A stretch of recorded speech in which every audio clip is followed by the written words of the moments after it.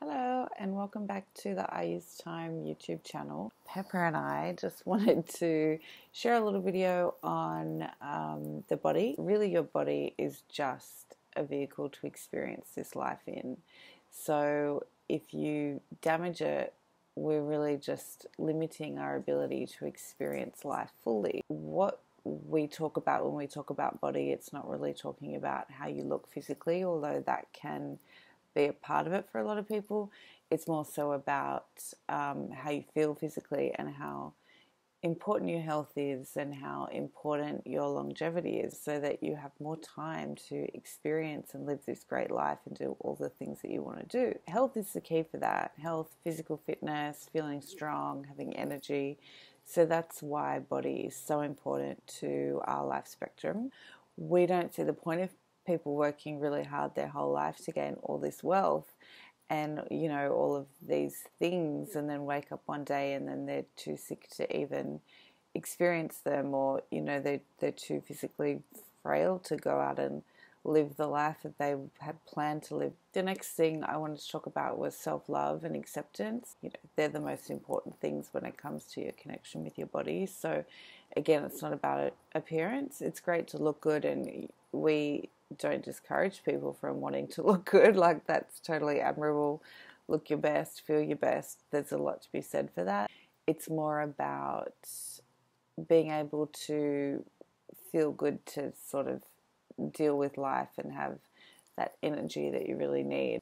It can be hard to remember that it's not all about appearance, because we tend to sort of live in a society, especially women at this point, where there is a huge amount of pressure on us to look a certain way. And I think what we need to do is make a conscious decision to look the other way and just not engage with comparison. Comparison really is just a massive killer of joy, and there's just no point to it, because every time you compare yourself to somebody, you either come off like better or worse, right? When we compare, we never really compare and feel like you're on par.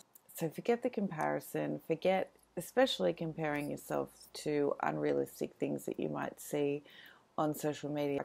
People are comparing themselves to things that just aren't reality. Forget all that stuff when it comes to body, because it's not going to help you build that relationship with yourself that is one of love and respect and acceptance, and wanting to then take that to caring for your body. You've got to come from a place of love with your body and not a place of hate or wanting to change it. We just have this weird praise for beauty and appearance.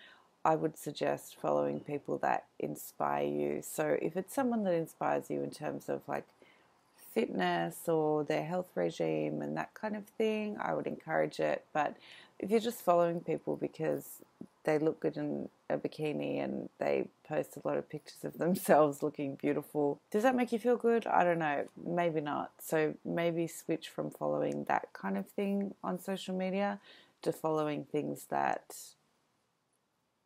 inspire and motivate you to treat your body in the best way. If you don't love and respect yourself, how are you expected to look after yourself? If you're, as I said, coming from a place of love and respect with your body, you're going to want to choose the healthy meals, you're going to want to go for that walk, you're going to want to fuel your vehicle, your vessel that allows you to do great things in this world. You're going to want to keep that as optimum, not because of how it looks. And a big part of that can be just sort of acknowledging where you are right now with your body and accepting it and being okay with it. You may feel that you're completely unhealthy, or you may feel like there's a huge amount of work to be done. That's all okay. At least you're aware, and at least you're starting. Like, self-awareness is just the number one starting point, and you can only get better from there. A big thing is listening to your body, and there's this whole science behind the mind-body connection, understanding that your thoughts and emotions have a really big effect on how you feel physically. If you're feeling negative, if you're feeling down, if you're carrying a lot of negative emotion, negative stress, you can really feel that in your body. So it does start a lot with your mindset and making sure that you've got strategies to bring a lot of positivity into your life in terms of your mind, and you'll feel those changes shift towards your body as well. So a big thing is really to listen to your body and to give it what it needs, and to not underestimate the fact that your body also listens to your mind. So it's not just a one-way connection. And feeling in a certain way and feeling like you're never going to get to your goal weight, or you're never going to get this or that, that's probably exactly where you'll stay, because your body is going to take your mind's lead, and you are then going to behave in such a way that doesn't allow you to create change in your body, in your health, in the way you see yourself, and in creating some positive habits. So obviously some of the positive habits when we talk about body is nutrition. We can't deny the connection between what we choose to eat and our physical health. It's not just in terms of long-term physical health too. I think sometimes people get confused on that. It's also just how you feel day to day. So your energy levels, your moods, your mindset. Processed food, additives, too much sugar, all of that, they can actually lead to feeling depressed. They can lead to, issues with your gut and things like that, which then affect your mindset. Some of these foods, you have to be really, really careful, because they can make you feel bad day to day. It's not just a long-term, you might get, a long-term illness in the future. It's that it could be why you feel down each day. We believe it's best to just avoid processed food as much as possible. Things like sugar and fried foods, really cheap cooking oils, and all those additives and things like that. All the really obvious stuff that you can avoid, all the junk food as much as possible. We are fans of moderation and living your life and balance. We know that sometimes going out for a meal is the highlight of the week, and it's how you connect with people. Sometimes we're definitely not all or completely nothing kind of people. We appreciate moderation, we appreciate balance, and we don't tell people to be a certain way in terms of gluten-free or vegetarian or vegan or anything like that. Everybody has to do their research and understand what is best for them, but definitely consider different options and maybe trial and error some things and see what makes your body feel best. Nutrition, healthy nutrition, it's so important, and it's very important to form these good lifestyle habits. Experiment with things, get educated with cooking, make meals at home, and invite people around to you to have nice healthy meals rather than always eating out or having takeaway. Get educated on the food industry and some of the practices that some companies partake in that may not be so ethical. I think a lot of these companies know that the things they're doing to our health are extremely damaging. Obviously, they're getting away with doing it. So the onus really comes back down to us, and it's something Sophie has touched on and is very passionate about. She mentions in one of her videos that no one is going to care about your health as much as you do. Certainly the food companies are not going to care about your health the way you do. So you've really got to take ownership of that and be aware that they are businesses and they are there to make money. So keep that in mind with all of your purchases. With exercise, again, obviously it's the next thing when we talk about our bodies and keeping fit and healthy physically. Do what you enjoy.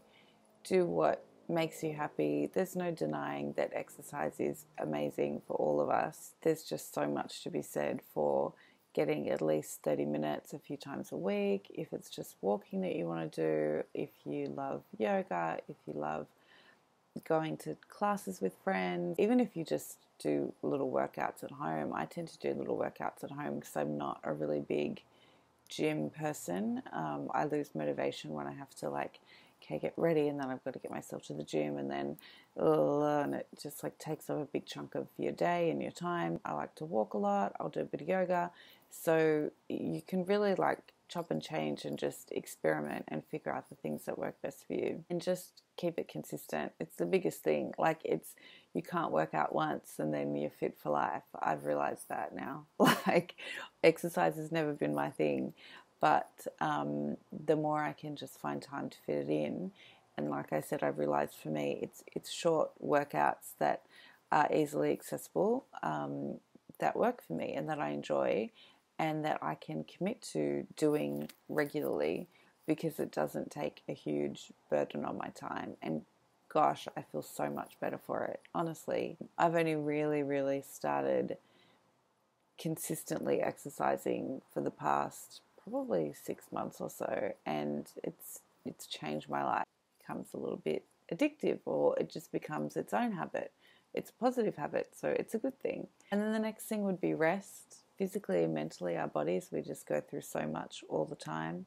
So good rest is really essential to a happy and balanced life. We really consider rest just as important as being active. It's like a function that we need. And sometimes your body is just like screaming out for a nap, and we say, have that nap. Like don't force yourself. We talk about making sure you've exercised, but if you just can't bring yourself to exercise in a certain moment, or for whatever reason, if you're feeling unwell, whatever it might be, just take that nap, lie down and read that book, like recalibrate, do what you need to do.